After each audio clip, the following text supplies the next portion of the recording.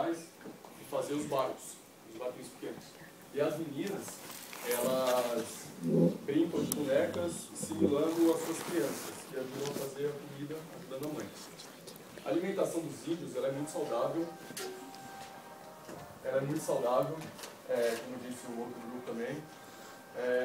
Que não contém nenhum tipo de conservante, nenhum tipo de agente químico, mas também não é só por isso que eles têm uma vida saudável. Eles fazem muitos exercícios, eles não têm tecnologia, então eles não ficam parados em casa. O que eu estou dizendo de tecnologia antigamente. Tá?